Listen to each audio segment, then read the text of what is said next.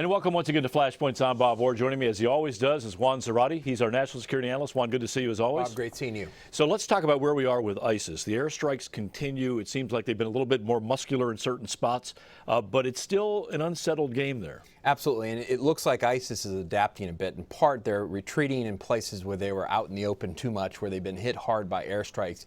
And so there's a bit of a sense of progress there.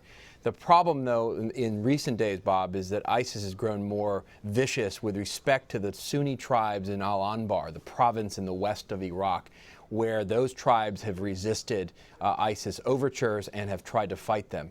And so you've seen mass slaughters of ISIS fighters taking on villages and killing senior leaders of some of these tribes, which is really deflating, obviously, for those that are trying to fight off ISIS, and calls into question whether or not we're building enough momentum to build up the indigenous resistance to ISIS in the Sunni areas of western Iraq. The problem is we're not building ground momentum quickly enough. If there's going to be a significant Iraqi ground movement to augment the airstrikes, it can't wait for a year or year and a half. That's right, and this is where the political meets the military dimensions of the strategy. Part of this is to build enough confidence in the Sunni Arab tribes to begin not just to not align with ISIS, but to actually fight them off.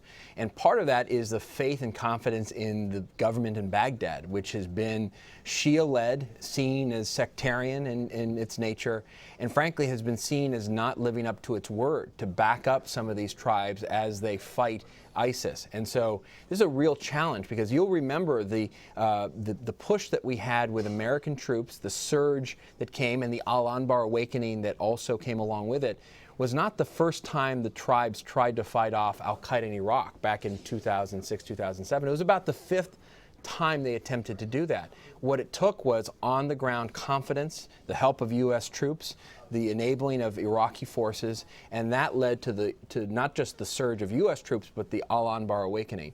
We're not at that moment here, and what we're seeing is a real fight over territory in Anbar, and the fight is between these tribes and ISIS. There's a danger, too, about a domino effect here. I mean, these other tribes are seeing what's happening. They see the carnage, they see some of the mass desertion from some of the people that signed up to fight, and they know they could be next. So how do they get confidence to take on ISIS when we're not standing there behind them?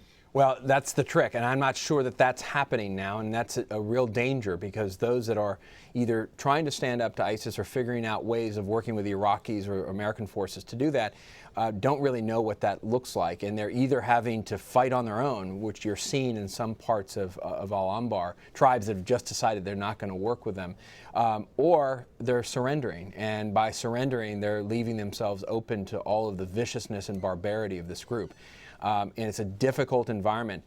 This is, as you said, time is not really on our side here because these tribes are seeing and reading the tea leaves, and if it's not going their way, they're going to find a way to survive, and that will likely mean not fighting ISIS. And as we wrap this up, if it's bad in Iraq, and it is, some might say it's even worse in Syria. There's just nothing there to check their progress. That's absolutely right. I think Syria is the huge wild card here. Iraq, you have a strategy that could work if you could get the Sunni tribes on side, capacitate the Iraqi military, make it less sectarian, enable it with U.S. forces, have the Kurds from the north. That's a real strategy. You can imagine dislodging ISIS from its hold of territory in Iraq. Syria, on the other hand, is a different story.